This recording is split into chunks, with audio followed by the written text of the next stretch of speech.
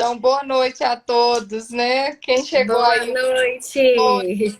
perdeu aí um pouco da conexão. Eu já tinha feito uma breve, né, apresentação aí do que seria essa série de lives da Abor Goiás, que a ideia é recebermos profissionais, né, da área da ortodontia, principalmente de tratamentos com criança, da ortodontia infantil, para a gente discutir muitos temas pertinentes. Então, hoje, no De Frente com a Abor Goiás, a gente recebe aí a doutora Paulene Cardoso para falar sobre o tema de distúrbios respiratórios do sono e ortodontia infantil funcional.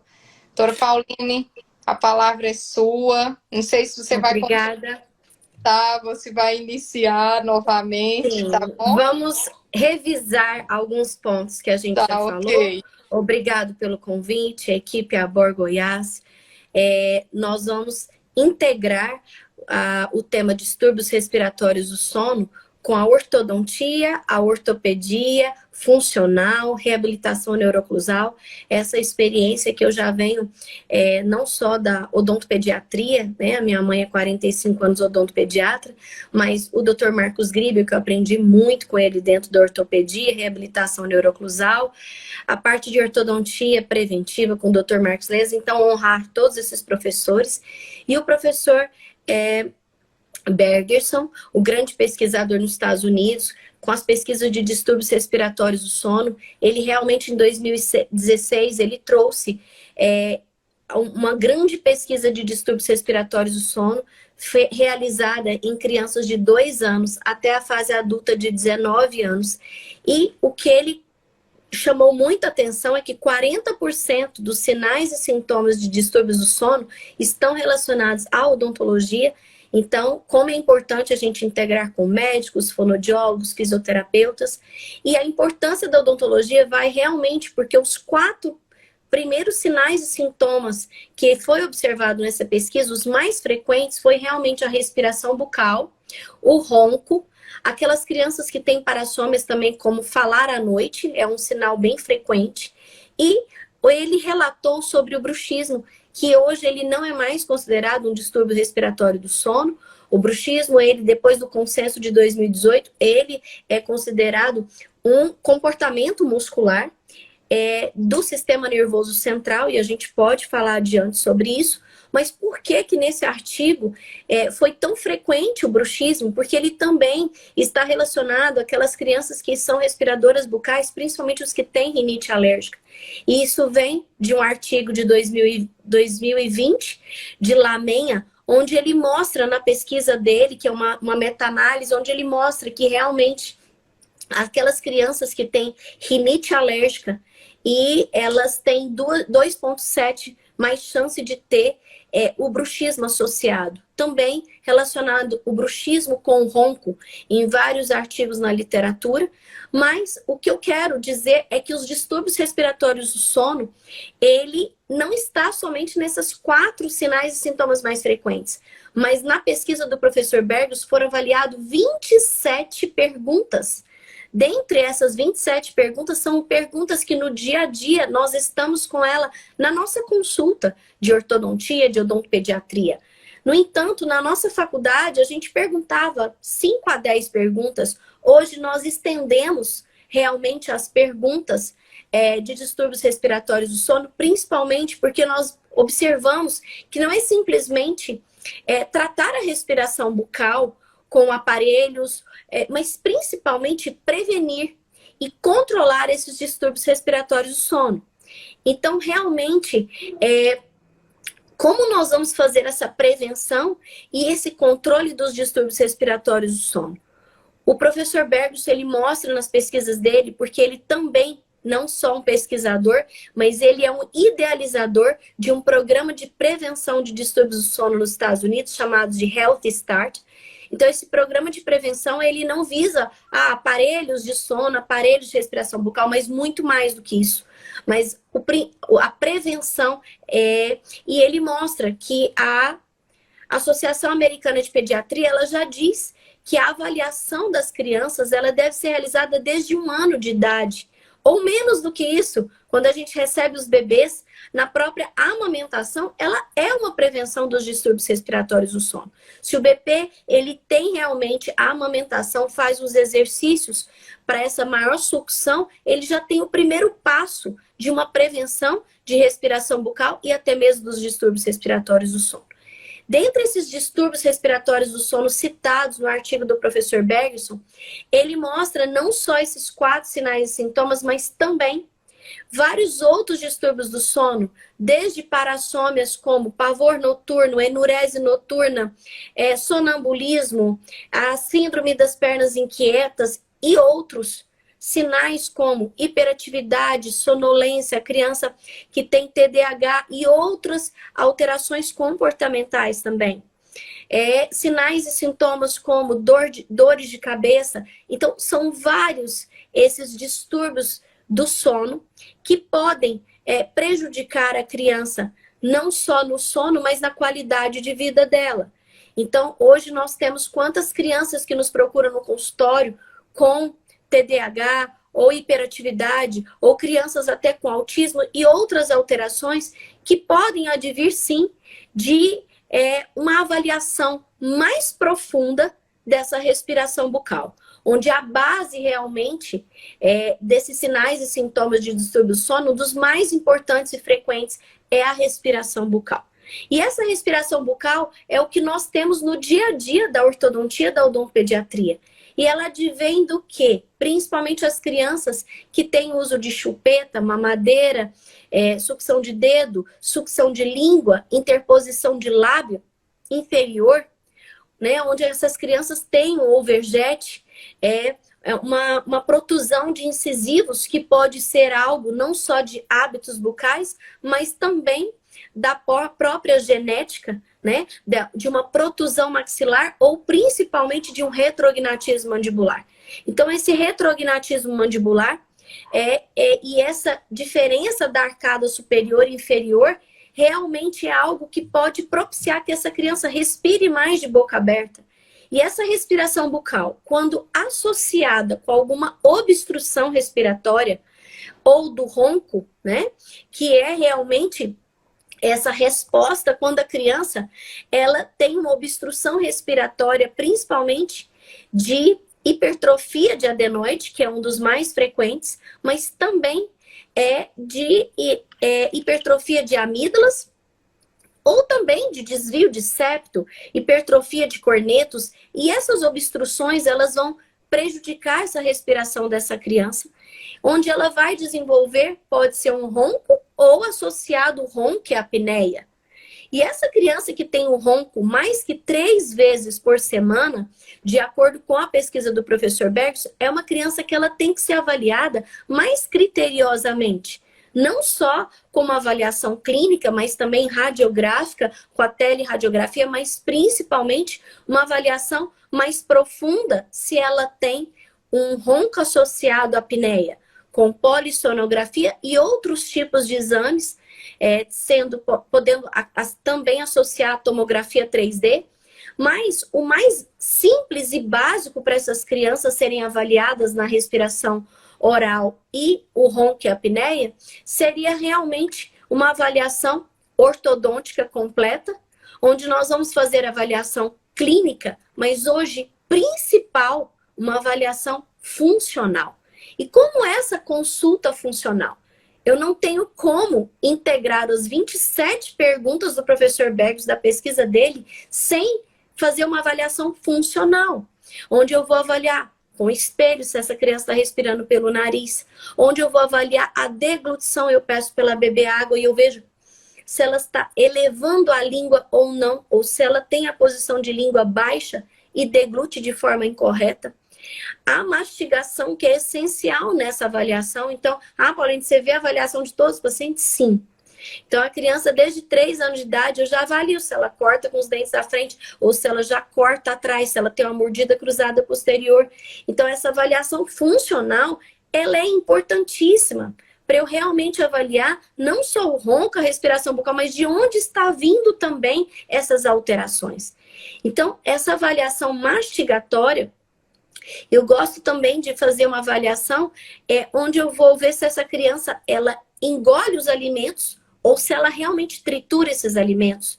E nisso eu já estou avaliando 3 fatores importantes que a fonoaudióloga avalia muito: a sensibilidade, a mobilidade e a motricidade da língua. Pauline, mas por que tanto você quer avaliar a língua e o lábio? Porque elas interferem no ronco. Algumas crianças, elas têm ronco não somente devido a uma obstrução respiratória de adenoide, mas também devido a uma posição de língua baixa. Aquela criança que tem muitas gripes frequentes, né? Tem durante o mês, 2, 3 vezes está gripado. Então, essa criança ela fica com a posição de língua baixa, né? Antero-inferior, porque ela sente dor na garganta, então ela projeta essa língua. E essa língua, posição de língua baixa, ela pode desenvolver, sim, uma maloclusão de mordida, não só a maloclusão de classe 2, que é a mais frequente que a gente observa nas crianças que têm o distúrbio do sono, mas também, hoje, muito frequente a classe 3 ou a pseudo-classe 3, ou até mesmo aquela criança que, devido à posição de língua baixa, ela vestibulariza os incisivos inferiores. E devido à deglutição adaptada, que hoje a gente já não fala mais a deglutição atípica, mas devido à deglutição adaptada, ela interpõe a língua não só na deglutição, mas também na interposição de língua. Então, essa quarta função, que é importantíssima na avaliação funcional, que é a interposição de língua, que não é simplesmente falar DVC, sapato, não é isso. A interposição de língua, ela vem também, pode ser de um freio lingual curto, que essa criança não consegue elevar a língua nem para falar, nem para deglutir. Então, realmente é importante a avaliação da fonação na consulta ortodôntica. Então, eu peço para a criança falar o nome dela, onde ela estuda, falar 16, onde ela geralmente, se ela tem uma alteração, ela vai falar 16, ou se ela fala pato, sapato, e eu peço para ela falar as palavras trim, que eles acham engraçado, treco, onde geralmente, se ela não fala o fonema da troca do R, nós temos que indicar para uma fonoaudióloga, mas o que isso tem a ver com distúrbio do sono? É porque eu não consigo fechar realmente um diagnóstico completo se eu não estou avaliando as funções e aquelas 27 perguntas do professor Bergson da pesquisa dele. Essa pesquisa, todas as pesquisas do professor Bergson e vários artigos científicos estão no Telegram, Ortodontia Infantil Funcional, ou distúrbios respiratórios do sono. É só vocês entrarem no meu Instagram, Pauline Cardoso, porque eu não vou conseguir falar de todos os artigos científicos, mas quero dizer para vocês que está todo embasado com artigos científicos e vídeos educativos no meu Telegram para compartilhar com vocês. Então, falando da respiração bucal, onde eu mostrei os hábitos bucais, a importância, as obstruções respiratórias que devem ser avaliadas principalmente com o otorrino ou com o alergista ou com o médico do sono, onde eles vão avaliar da onde está vindo essa obstrução respiratória. E associado à obstrução respiratória, o ronco, ele pode estar associado ronco com o bruxismo, como nós temos visto em várias literaturas de Lamen em 2020, que é uma literatura super recente e uma pesquisa, uma meta-análise muito importante, e tem ela no Telegram, mas a associação do ronco com a apneia, porque isso é gravíssimo. Eu postei um vídeo mostrando uma criança que não é ela roncar um dia, ela ronca todos os dias. Esse ronco associado com a apneia, que é a pausa respiratória, ou seja, aquela criança está tendo ronco e de repente ela para por segundos. E o que isso está causando na criança? Realmente uma oxigenação cerebral deficiente. Não tenho como comprovar, mas se 30% das crianças têm menor oxigenação cerebral devido ao ronco e apneia, essa criança realmente ela acorda cansada, desanimada, não consegue nem comer direito. Quando vai para a escola, tem uma desatenção, uma hiperatividade, e todas essas alterações comportamentais têm um aspecto cognitivo, onde essas crianças podem até dizer que elas Quantas crianças hoje a gente atende que tem déficit de atenção? É muito importante avaliar mais profundo se isso é um déficit de atenção ou se essa criança realmente ela está cansada por uma alteração no sono, decorrente também de uma respiração bucal que ela pode ter causas como uma atresia maxilar, ou uma criança que tem uma mordida cruzada posterior, ou ela tem uma mordida cruzada anterior e associado uma classe 3, onde ela tem uma deficiência de maxila e ela não consegue ter um padrão respiratório ideal, normal, que é pelo nariz. Então, ela tem várias alterações faciais no sorriso, nas funções, musculares, onde a tonicidade da musculatura, essa criança realmente é uma criança que tem olheiras, tem falta de selamento labial, ela tem a postura alterada.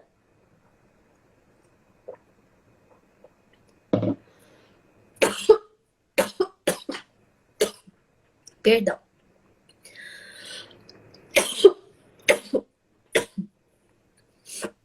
E quando a gente faz essa reflexão das causas...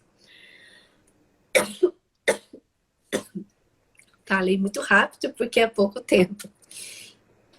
Das causas dos distúrbios respiratórios do sono, ele não tem como a gente pontuar uma causa física, anatômica, porque ela é realmente algo que pode advir também de uma morfologia facial, do retrognatismo mandibular. Então, ela tem que ser avaliada não só pelo ortodontista, odontopediatra, o dentista do sono, mas principalmente pelo otorrino e a fonoaudióloga. Como eu estava falando da parte muscular e também postural, hoje nós sabemos, vários estudos dentro da ortopedia, que a posição dos pés, a postura da coluna, até mesmo a visão, a interrelação disso com a oclusão e quanto isso tem interferido nos distúrbios respiratórios do sono. Mas como prevenir e controlar esses distúrbios respiratórios do sono?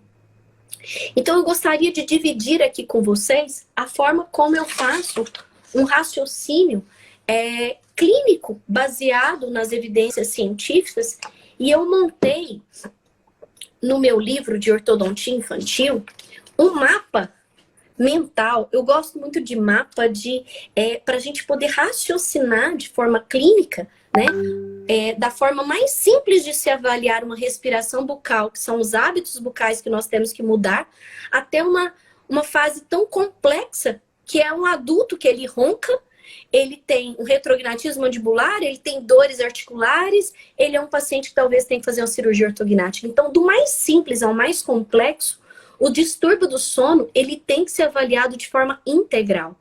Então, eu vou dividir aqui com vocês como eu faço esse raciocínio com os meus alunos de especialização e também no consultório.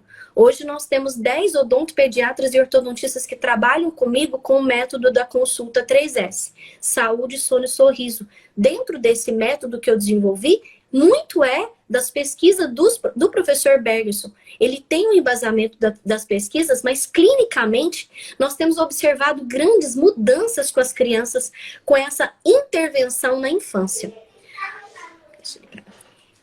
Chegou as crianças aqui. Então, essas intervenções nós vamos dividir, né, enquanto de bebê que ele nasceu até 7 anos de idade, o que nós podemos fazer para prevenir e controlar esses distúrbios respiratórios do sono. Primeiro, como nós estamos no agosto dourado, né, a amamentação é importantíssima. Mas a amamentação, ela tem que ser avaliada para a gente poder não só criticar a mãe, falar não mama na mamadeira ou na chupeta ou no dedo, não. Mas valorizar o momento da amamentação, não só como um momento de afetivo, mas também para as mães saberem da importância do crescimento mandibular nessa primeira fase. E isso sendo uma prevenção dos distúrbios respiratórios do sono. A criança que está selando o lábio ali no peito da mãe, ela tem o maior estímulo neuro, né, oclusal e muscular de amamentar e ter um crescimento facial.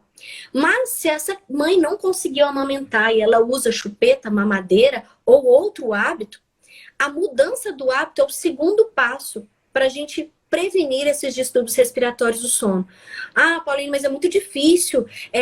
A chupeta, a mamadeira e o dedo são hábitos que a criança pode mudar quando ela quiser? Não. Dentro da odontopediatria, a gente sabe que realmente mudando esses hábitos até 3 anos, 4 anos de idade, tem grande chance de se ter uma autocorreção. Então, por que não mudar o hábito? Então, nós temos formas, eu tenho um programa de hábitos bucais, um livro que eu escrevi de como mudar esse hábito em 16 passos para ajudar os pais, mas a decisão é deles. Só que quando a gente mostra os benefícios da mudança do hábito, o pai quer o melhor para o filho. Então, a mudança do hábito da chupeta, do dedo, da mamadeira, até mesmo eu tenho recebido, hoje eu recebi 2 bebês. Bebês, eu digo até 3 anos, com interposição de lábio inferior.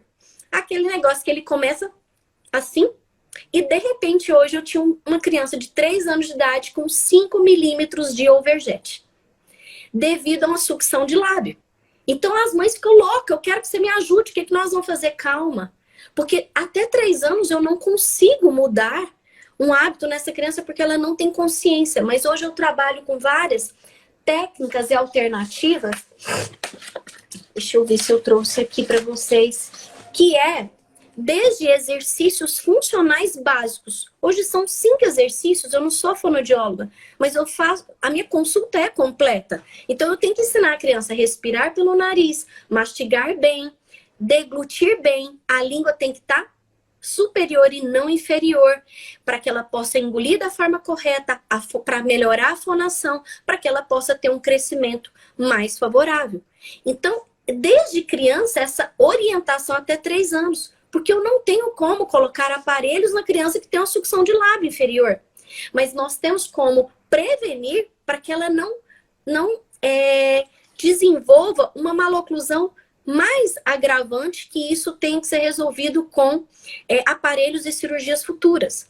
Mas dentro desse raciocínio, então, a amamentação, mudar hábitos bucais, eu trabalho muito com as pistas diretas planas. Por quê? Eu sou uma discípula do Pedro Planas, da Vilma Simões. Eu ponho em prática a reabilitação neuroclusal. Então, se a criança vai cruzada, eu faço o descruzamento com as pistas anteriores, ensino a mastigar, ensino a deglutir para permitir um crescimento fisiológico melhor. Se ele tem a mordida cruzada posterior, associado a uma posição de língua baixa, eu vou fazer essa correção com as pistas para ensinar a mastigar. Agora, se esse paciente tem 5 anos de idade, já tem uma atresia maxilar, um ronco associado com a apneia, não tem como tratar com pistas. Então, é esse discernimento que a gente tem que ter de saber indicar a melhor terapia, a melhor intervenção de acordo com a maturidade da criança e a aceitação.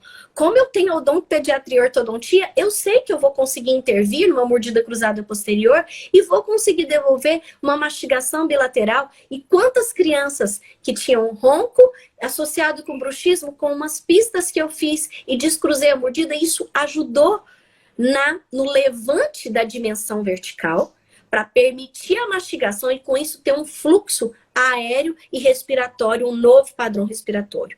Mas, quando a criança tem associado uma mordida profunda, ou às vezes uma interposição de língua, uma deglutição atípica, ou um overjet, um retrognatismo mandibular, essa criança, ela tem um ronco, eu não tenho como intervir só com as pistas diretas. Então, eu associo alguns aparelhos funcionais que vêm da minha pesquisa científica, que é o Habit Corrector.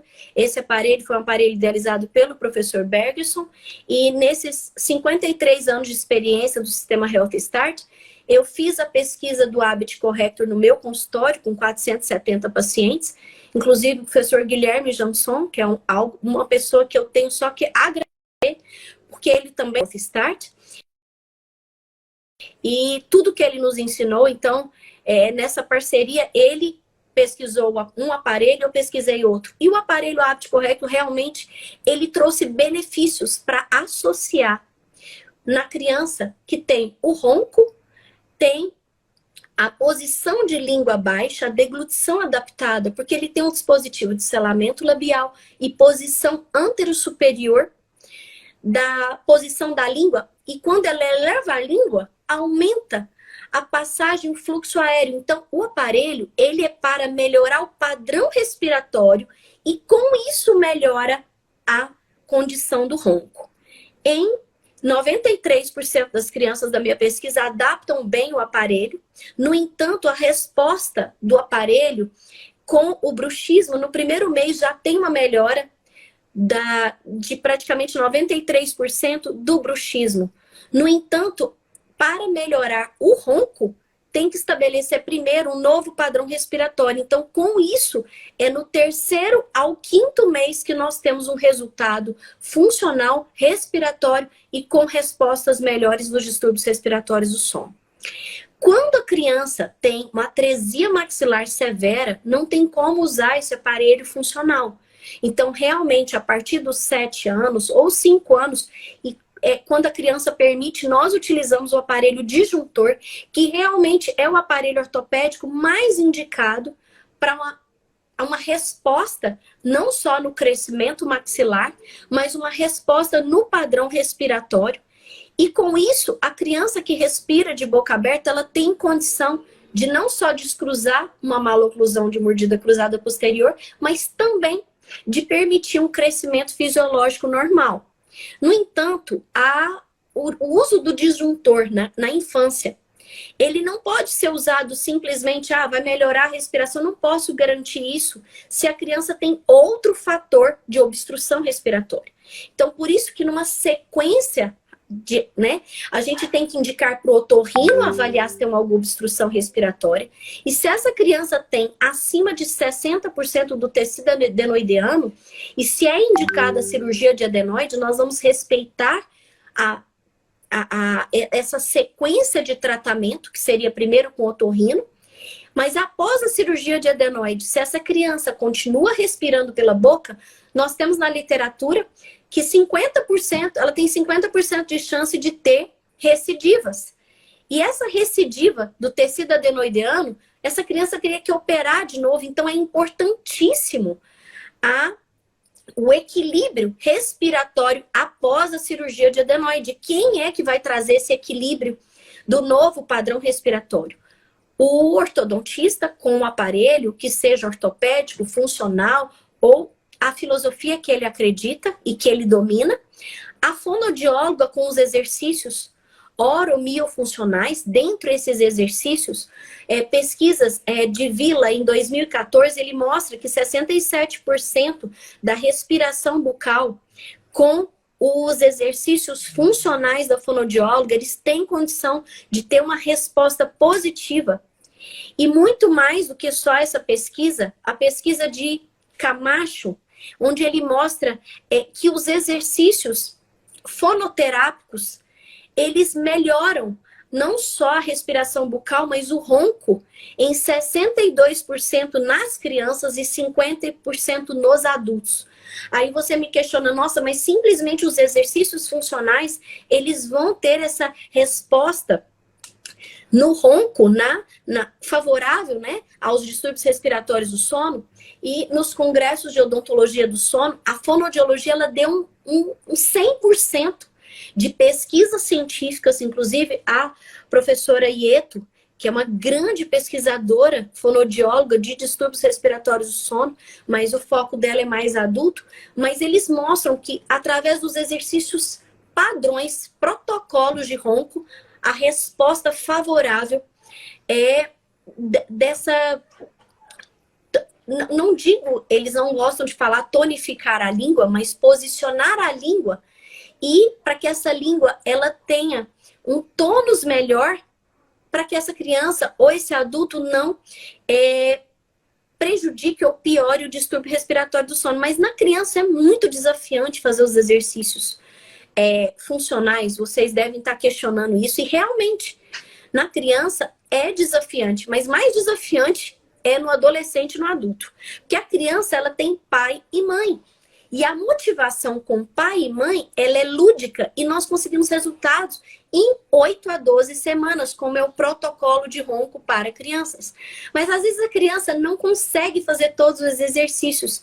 Por isso, a minha metodologia é associar o aparelho funcional, que vai posicionar a língua para melhor deglutição e tonificar essa língua para que ela realmente, essa criança adquira um novo padrão respiratório. E com isso, realmente associado aos exercícios fonoterápicos e funcionais do ronco, ela possa ter um melhor padrão muscular e um padrão respiratório ao ponto dela ter um equilíbrio desse distúrbio respiratório do sono. Eu não estou dizendo que nós vamos tratar, mas nós vamos controlar esse distúrbio respiratório do sono com a ortodontia, a ortopedia, o funcional, a reabilitação neuroclusal. É uma filosofia integral. Como os aparelhos ortopédicos, SNs, o CLAMP, você pode trabalhar, inclusive tem artigos com os aparelhos do CLAMP mostrando o uso do aparelho em 6 meses e a resposta, a melhora que isso teve no ronco das crianças.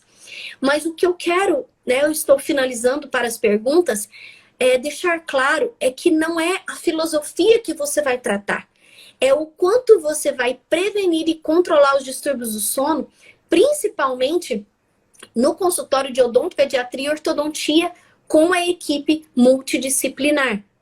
E nós temos hoje formas de motivar, como eu tenho o gibi, Heróis do Sono, eu amo esse gibi, conta a história para as crianças, consigo motivar e conscientizar que nós temos um passo a passo para melhorar esses distúrbios respiratórios do sono.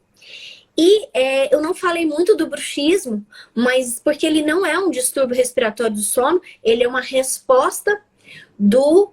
É um comportamento muscular do sistema nervoso central, mas dizer que o bruxismo associado com o ronco, ele, quando você coloca um disjuntor e você trabalhou uma expansão, uma disjunção, eu tenho vários pacientes que diminuíram o bruxismo. E isso é maravilhoso, porque o bruxismo, os estudos recentes também mostram que se uma criança que tem o bruxismo, ela tem 80% de chance de ter o bruxismo na fase adulta.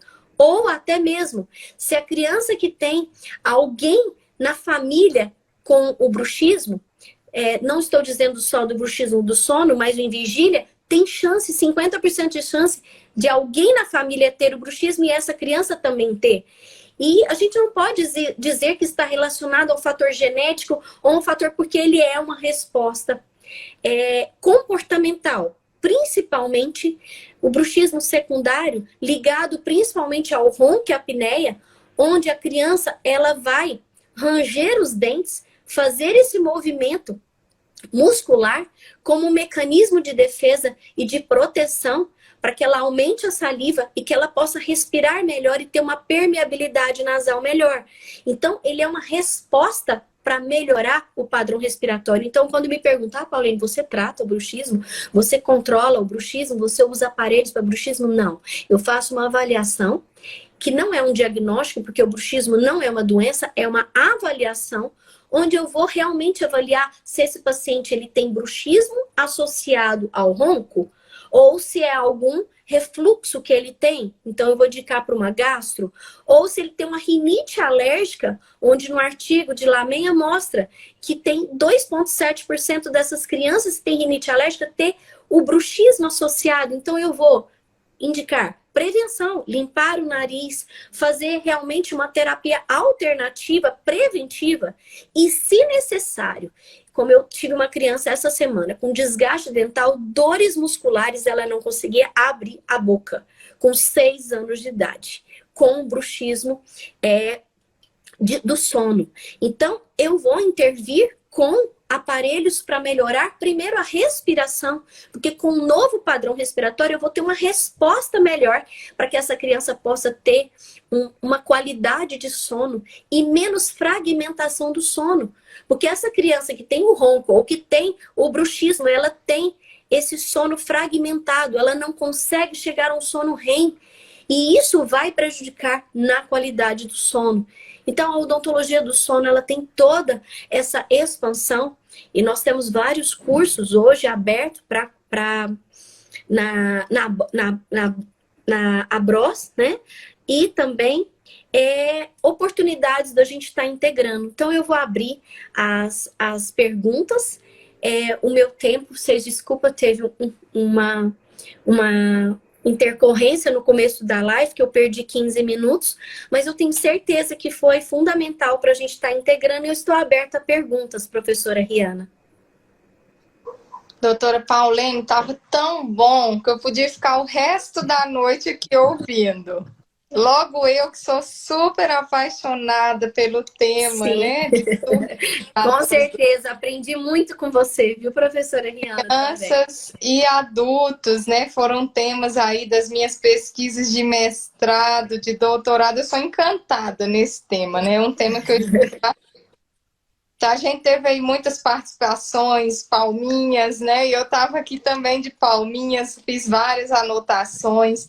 Pedi para o público, quiser mandar mais perguntas, aí eu tenho algumas, né, que anotei aqui para a gente indo no final aí desse de frente com a Abor Goiás, né? O primeiro deles, Paulinho, como que você enxerga essa inter-relação, odontologia, medicina, fonoaudiologia, fisioterapia? Essa inter-relação, ela dá mais certo, olha, eu colocando a lenha na fogueira, ela dá mais certo quando a gente tem parcerias bem formadas, né? Quando a gente tem parcerias já de longas datas, assim, ou quando o paciente chega para a gente, é o que acontece às vezes comigo, né? Doutora, eu posso levar no do plano? Não desmerecendo sobre hipótese algum profissional, mas eu vejo que quando a gente já tem aquela inter-relação com o profissional e a mãe vai naquele que a gente indica, parece que os resultados são melhores, sabe? São mais benéficos ao paciente e mais rápidos. Quando a gente vê que procura, de uma certa forma, por conta própria, eu diria assim, a gente, assim, é o que eu percebo clinicamente, não sei se também tem essa percepção no seu consultório, demora muito para a gente tratar. Demora a sair a cirurgia, demora a sair uma avaliação, e eu vejo que a criança vai passando ali, às vezes, 1 ano, 2 anos sem aquele tratamento. Então, me conta sua experiência, né? De como que seria essa relação, como que você vê isso, e se você tem muito sucesso com esses tratamentos quando não é de sua indicação, sabe?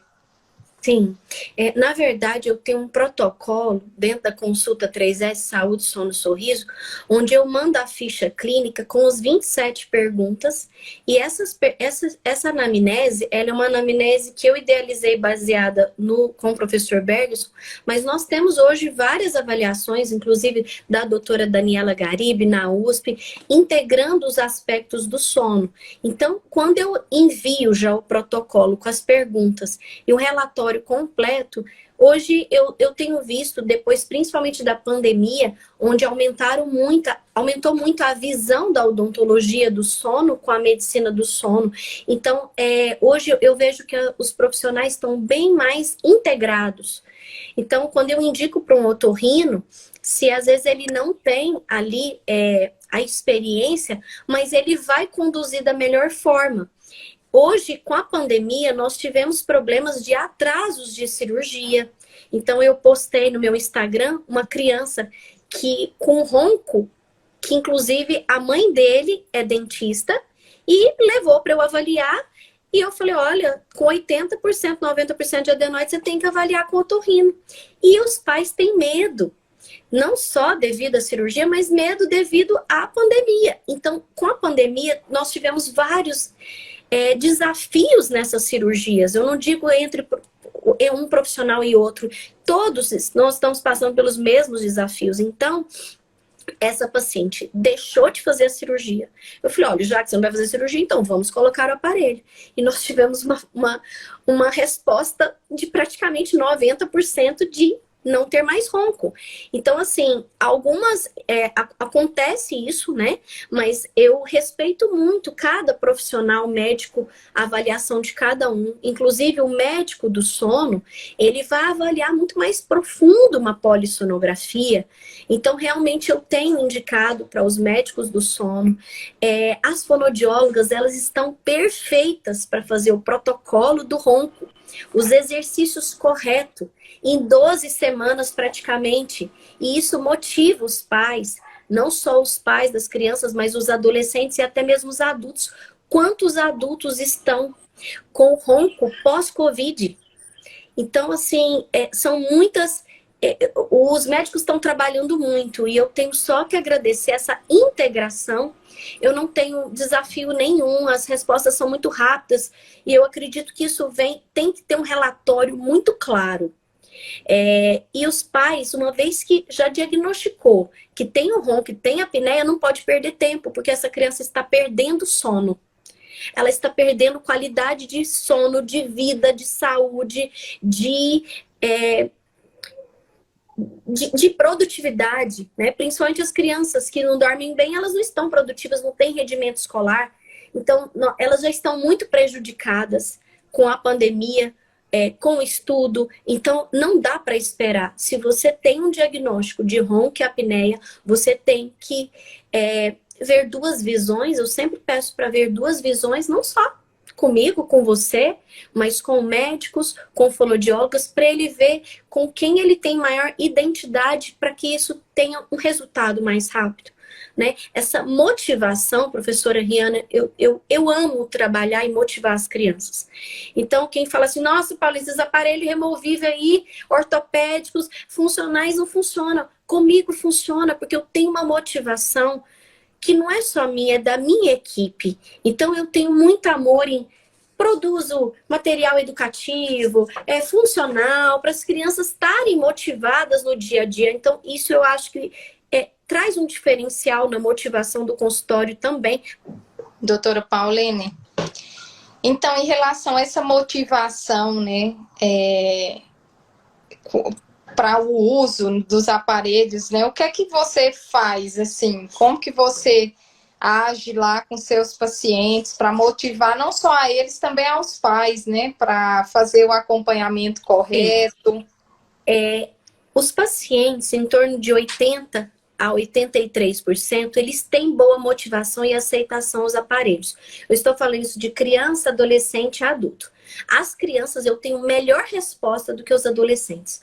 Os adultos com os aparelhos intraorais de ronco, eu tenho mais desafios ainda. Então, por quê? Porque o cérebro da criança, ele tá usando, achou bonito, posicionou a língua, melhorou a respiração. E eu tenho algumas motivações a mais para que os aparelhos possam ter maior retenção. Então, junto com a fonoaudióloga, a gente indica as bandagens elásticas, que são dispositivos que tem os artigos do Bending Therapy, onde eu associo com a fonoaudióloga quando eles não colaboram com o aparelho, pode ser a retenção. Então, nós temos que saber quais são os motivos que uma criança não colabora com o aparelho. Pode ser que essa criança tenha uma sensibilidade na língua, que ela tem ânsia de vômito para escovar o dente, que ela tem ânsia de vômito para comer uma carne, ou que ela não come nada, mastigação de alimentos duros. Então, ela tem uma sensibilidade exacerbada na língua. Nenhum aparelho vai parar. Nem removível, nem ortopédico, nem funcional, e até um disjuntor. Esses dias eu fui instalar um disjuntor, eu falei, olha, faz 23 anos que eu não consigo instalar. Eu tenho dificuldade para instalar um disjuntor. E esse caso foi uma criança que tinha sensibilidade na língua. Eu punho o disjuntor, ele vinha para fora. Põe o disjuntor, ele... Então, esses desafios nós temos que avaliar a sensibilidade, a mobilidade da língua. Quem tem um freio lingual curto, a criança, ela talvez não consiga elevar a língua para posicionar melhor, para ela poder respirar melhor. Então, tem que ver a questão da mobilidade e a motricidade, que é o mais frequente. A língua é flácida, a língua, ela não consegue parar no aparelho, então ela expulsa o aparelho para fora. E o quinto motivo são as crianças com o nariz sempre entupido, rinite alérgica. Então, o aparelho não para porque ele está sempre gripado. Então, tem alguns direcionamentos uns protocolos que eu falo que são 10 passos para ter sucesso e motivação com os aparelhos. E quando eu vejo que a criança, o adolescente, o adulto, até mesmo o adulto, não conseguiu com o aparelho intraoral, eu peço para a fonoaudióloga fazer exercícios básicos, que é um protocolo de 12 sessões que vai exercitar a musculatura para ele receber o aparelho. Então, muitas vezes, às vezes a gente não tem o sucesso que a gente quer, a estabilidade, a retentividade, até a motivação do aparelho. Ah, ele não usa o aparelho porque ele não dá conta. Mas peraí, por que ele não dá conta? Ele está sentindo dor, ele está sentindo desconforto, a língua está expulsando o aparelho para fora, ele está com o lábio curto e com isso ele não consegue usar o aparelho, ou ele tem um retrognatismo mandibular, um overjet de 7 milímetros, talvez ele não consiga usar o aparelho de imediato noturno. Ele vai ter que usar o aparelho diurno para o cérebro ir se adaptando.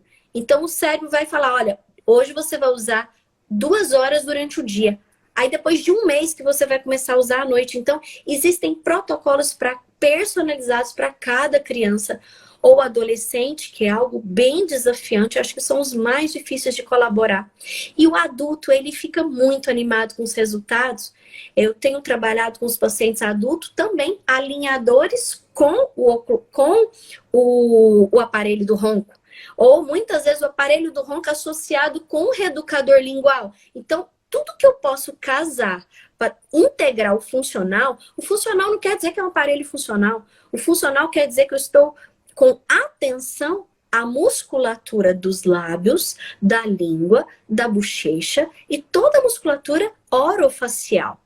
Então, eu acho que a motivação, ela também não é só eu adoro motivar com os gibis, com as tarefinhas educativas, com o cubo miofuncional, que inclusive esse cubo, ele é a sensação no meu consultório e ele está gratuito essa semana. Só entrar no meu Instagram, tem lá, cubo funcional para te ajudar a motivar os pacientes. Podem baixar, é gratuito para todos, tá bom? Então, acho que a motivação é isso, doutora Riana. Doutora Pauline, tem uma pergunta aqui do doutor Maurício Lenza. Se você percebeu uma maior procura por pais queixando-se de distúrbios respiratórios do sono nos filhos nesses últimos anos. Com certeza. E como durante a pandemia?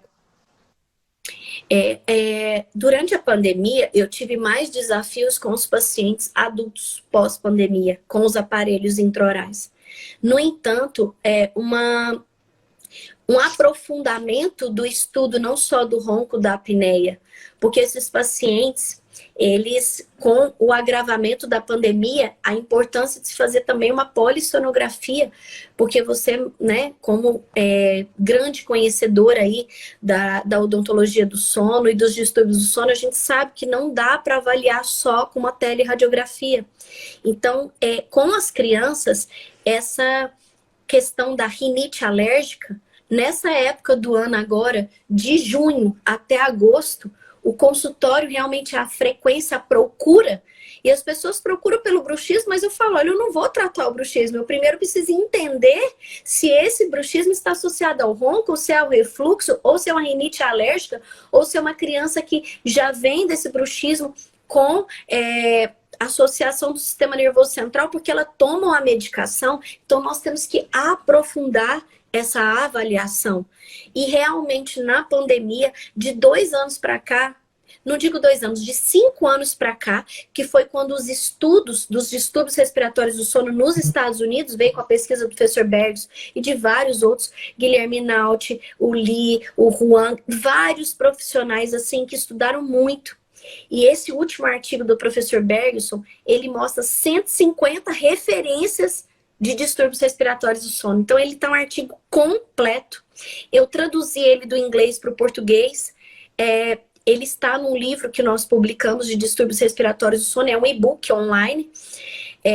E eu coloquei ele em inglês no Telegram. Então, quem tiver interesse pode procurar esse artigo. Tá fantástico. É uma revisão completa.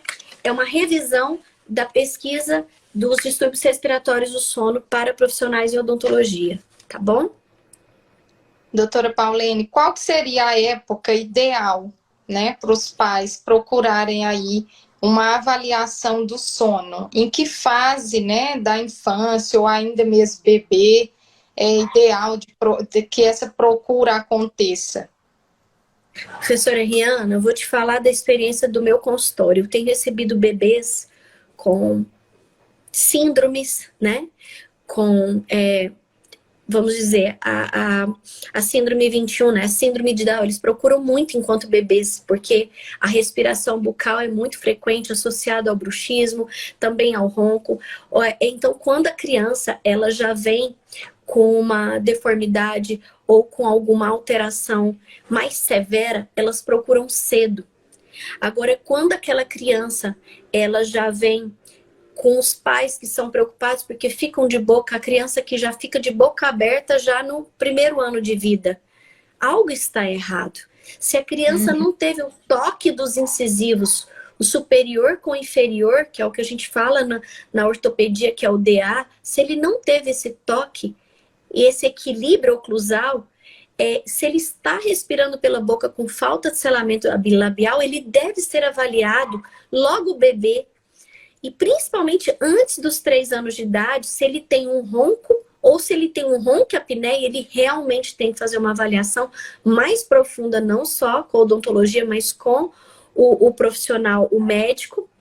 E a criança, com 3 a 7 anos de idade, devido até a esse crescimento facial, a importância de se avaliar, porque a gente não estou dizendo que a gente vai colocar aparelho, mas a importância se ele já tem uma maloclusão instalada, ou uma mordida cruzada posterior, ou uma mordida profunda, onde ele tem também o overjet e um travamento do crescimento, né, fisiológico. Então, assim, não estou dizendo que é para tratar mordida profunda, eu não tenho essas filosofias extremas, eu tenho uma filosofia integral de avaliar a criança como um todo, desde as funções básicas, que eu citei as 5 funções, desde as alterações que ela já tem em maloclusão, o que isso está repercutindo em risco de trauma dental. Então, se eu tenho uma criança com 3, 4 anos de idade, tem um overjet, uma mordida cruzada posterior, e se eu tenho como intervir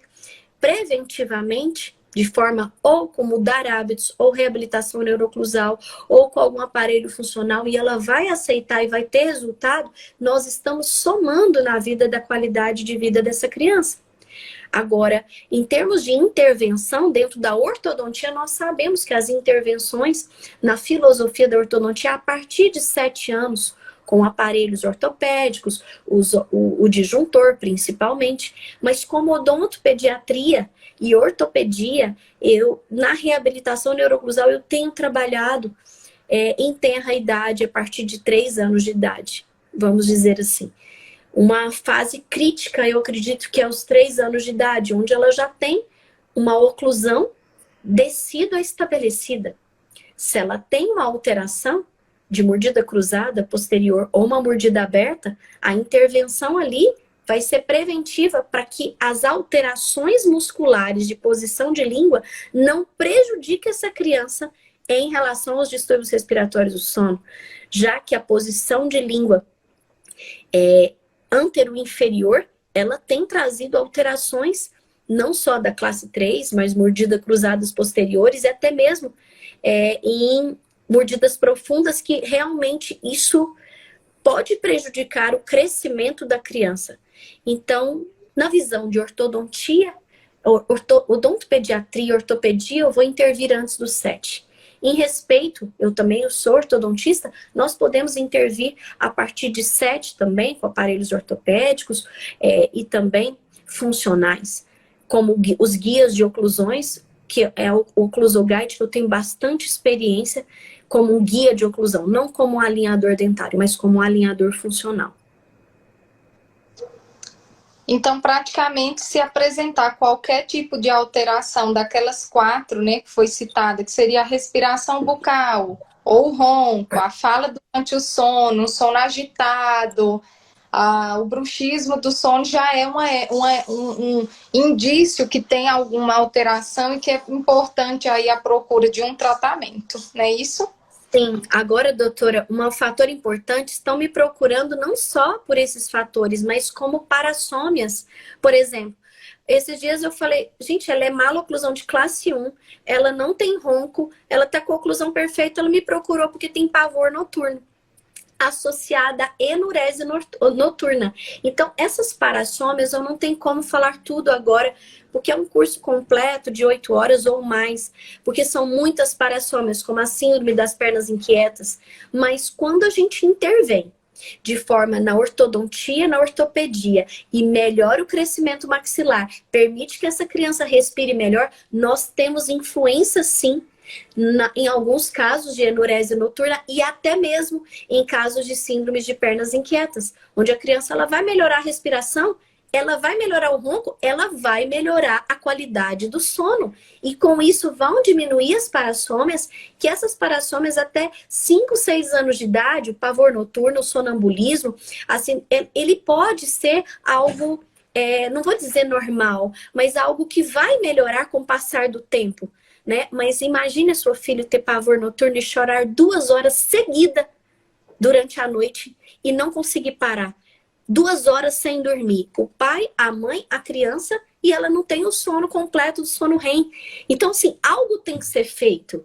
Então, tem que ser avaliado, sim. Qualquer sinal e sintoma de distúrbio do sono, que hoje são mais de 12 a 27 perguntas, ele deve ser avaliado logo na infância, vamos dizer, nos 3 primeiros anos de vida. Ou a gente vai esperar 7 anos para essa criança ter um problema futuro, né?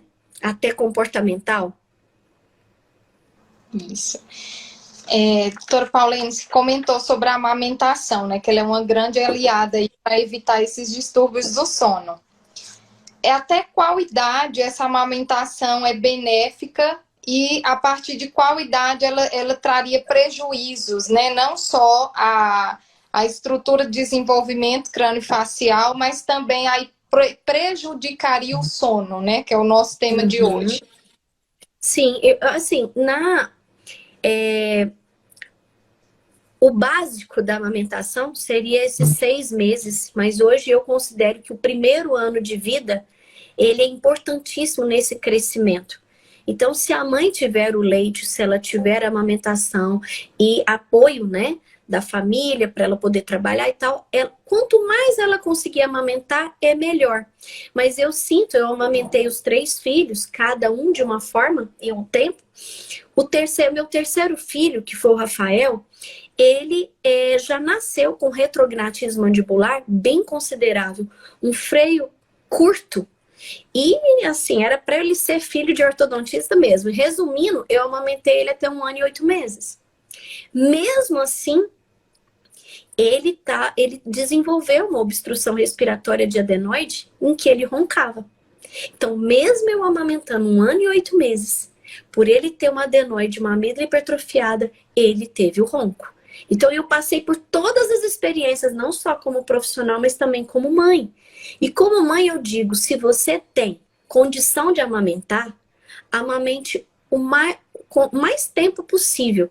Mas chega 2 anos e meio, 3 anos, onde ele tem toda a edentação, a formação completa da dentição descida, tá na hora dele mastigar mais. Senão eles ficam mamando demais no peito e deixam de mastigar as oportunidades de vários tipos de alimentos fibrosos. Então, eu não sou muito a favor de ficar aí 3 anos, 4 anos, 5 anos mamando no peito. Não pode. São as fases, respeitar a fase oral, todas as fases da criança. Porque tem menino que tá lá com 5 anos sentado no colo da mãe e não mastiga nada. E até em termos de autonomia, eu acho que tem um limite. Até ali, a mãe sente quando tem que mudar o hábito da amamentação natural. E, de preferência, ir direto para um copinho. Porque se você vai para a mamadeira, aí é uma dificuldade para trocar a mamadeira. Então, vai direto para o copinho, não tem paciência com o copinho. Vale a pena esse treinamento da amamentação natural para o copinho, tá? Para não entrar na mamadeira. Porque a mamadeira, a posição de língua baixa da mamadeira e da chupeta são hoje os maiores vilões da respiração bucal e também dos distúrbios respiratórios do sono. Começa de um uso de mamadeira e chupeta por tempo prolongado. Isso pode, sim, prejudicar esses distúrbios respiratórios do sono. E a última pergunta, né? Foi comentado sobre os episódios recorrentes de gripe, comentou até sobre a questão do clima agora, né? Que fica um clima mais seco. Esses episódios recorrentes de gripe, eles causam esses distúrbios respiratórios. Mas se a criança tem algum tipo já de alteração respiratória, ela pode vir a ter vários episódios recorrentes de gripe devido a esse episódio respiratório, de distúrbio respiratório que ela tem?